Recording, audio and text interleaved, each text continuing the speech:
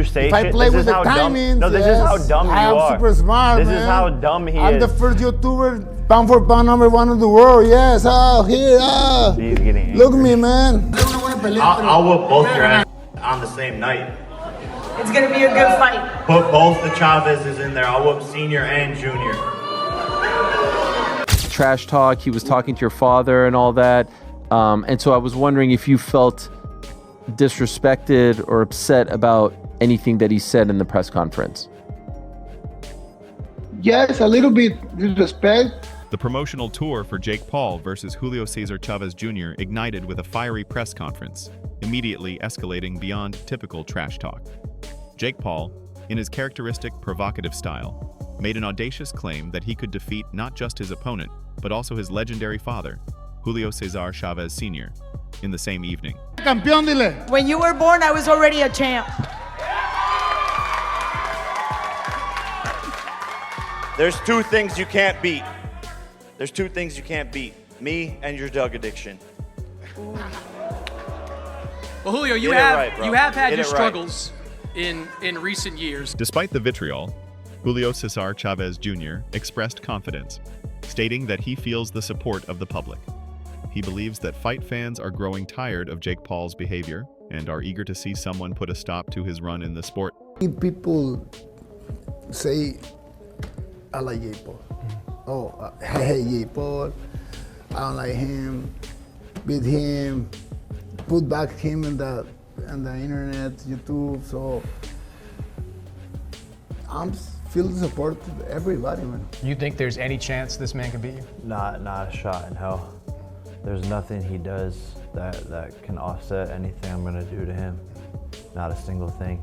Cardio, pace, output, jabs, body work, inside fighting, wherever the fight goes, however the fight goes, he's gonna be outworked in every single round.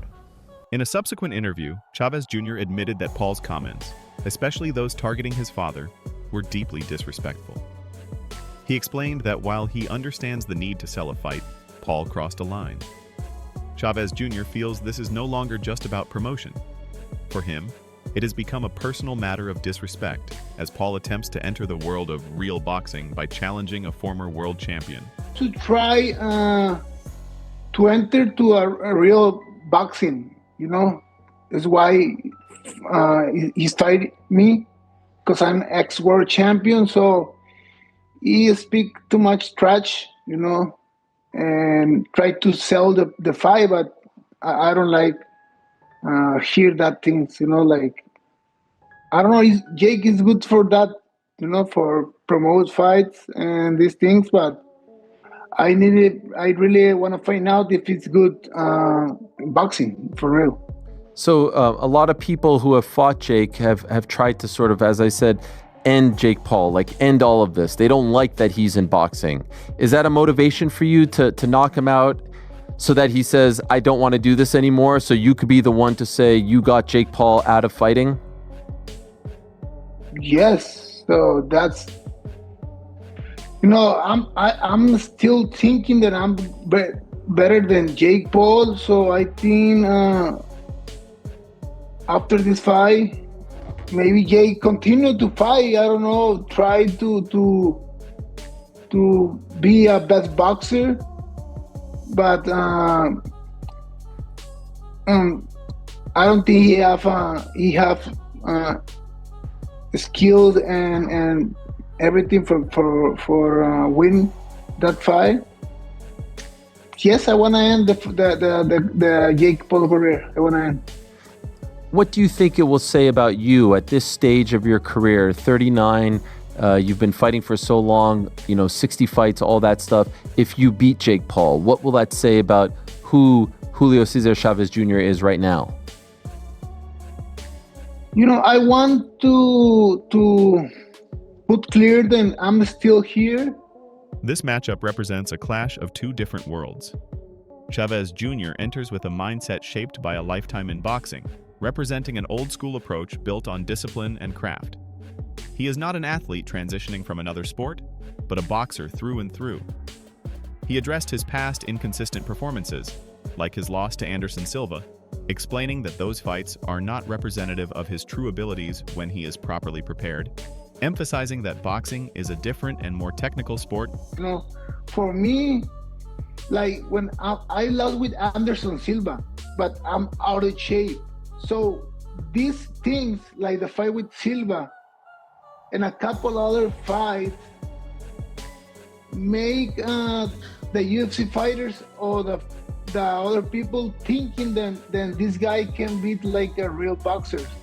So I don't think that is not possible, you know, because when you're a real boxer, you train right. It's different, you know, different sport. You know, you in boxing you need to do in point, to win rounds, and UFC you're only thinking and I don't know, kill the other guy, you know. So it's different. So I'm very excited. I'm training very hard to prove that I'm much better fighter than Jake Paul. So and of course the deal. When the conversation turned to a potential fight between Jake Paul and pound-for-pound king Canelo Alvarez, Chavez Jr. was quick to dismiss the idea. He firmly believes there is an enormous skill gap between Paul and the elite level of the sport, viewing such a matchup as pure fantasy. I don't think he has a chance with Canelo. Obviously, Jake was scheduled to fight Canelo, and then it fell through. How do you think that fight would have gone? Do you think he would have been in some big trouble? No, I think Canelo is much better than him. You know, it's not the same level. So that's why I say that my career is different than his career, because I don't think he has a chance with Canelo. Live, only on DAZN, June 28th. Jake Paul versus Chavez Jr. Buy now at DAZN.com/boxing. This sentiment is echoed by others in the boxing community. Fellow boxer Rolly Romero acknowledged the depth of Chavez Jr.'s experience, pointing out that he has faced a roster of legendary opponents that Paul couldn't even name. This peer recognition highlights the vast difference in their professional resumes. He's fighting a legend's son. Real deals. How do you think he does? Who's been in the ring with a bunch of other legends. I mean, Chavez fought, dude. Canelo. He fought a bunch of people. People got to see more, you know. People don't want to give it to him, just coming where he's come from. Yeah. But if other boxers co-sign him as a real fighter, that's a good testament. That's a good sign. Bro, he's fighting Chavez Jr. I don't care. Yeah. But he's fighting a real fighter. He's fighting a legend's son. Real deals. How do you think he does? Who's been in the ring with a bunch of other legends. I mean, Chavez fought, dude. Canelo. He fought a bunch of people. But how do you think Jake does in that fight? What weights to fight at? Cruiser? No idea. 65? What? I don't even know. I don't pay attention to it, to be honest with you. I don't think Jake Paul can make 65 ever. So. Nah, hell no. Jake Paul is like a good 220 pounds naturally. Yeah, he's a big boy. 165. How tall is he? Jake Paul trains hard, bro. He's a very intelligent person. You gotta think he's a fucking bimbo. He's very fucking intelligent. Yeah, he's definitely a beast, and he's definitely a monster with marketing. No, not even the marketing, bro. He's a very intelligent person. Yeah, you could tell by what he's doing. Yeah. On the other side of the conflict is Jake Paul, who carries himself with an unwavering sense of purpose. He has repeatedly declared that he is the most important figure to enter boxing in decades, even comparing his impact to that of Muhammad Ali. He views criticism not as a negative, but as confirmation that he is a disruptor who is changing the game for the better. When you say that, what does that mean to you to protect the sport? Well, for me, I feel like I'm the only one doing it. Everyone else is just trying to gatekeep or say that they're doing things for the sport or something is bad for boxing, but I'm the greatest thing to happen to boxing since Muhammad Ali, and there's no even debating that. And what I've done speaks for itself. No other fighter is building gyms, getting boxing gloves into the hands of kids, throwing multiple events a year, donating my whole entire purse back into my own charity when I fought in Puerto Rico, taking women from getting paid $1,000 to $5, $6, $7 million, breaking Netflix records, shutting down the site, 128 million global viewers, The list goes on, and I've done this in only 12 fights, where Muhammad Ali, Mike Tyson, Floyd Mayweather, Marvin Hagler, like you can name any of these people, fought nobodies for their first 15 to 20 fights, and no one even knew who they were. And so my career has been different, heavily criticized from the start, but that's the mark and the sign of someone who's a disruptor and someone who's changing the game. Legendary boxer and promoter Oscar De La Hoya has also weighed in, expressing his excitement for the fight. For De La Hoya, the matchup is significant because it is Paul's first time stepping into the ring against a seasoned former world champion. He sees this as a legitimate test that will finally place Paul in a true boxing scenario. I'm really excited because the only reason I got involved with this is because he's fighting a real fighter now. Julio Cesar Chavez went 12 rounds with Canelo.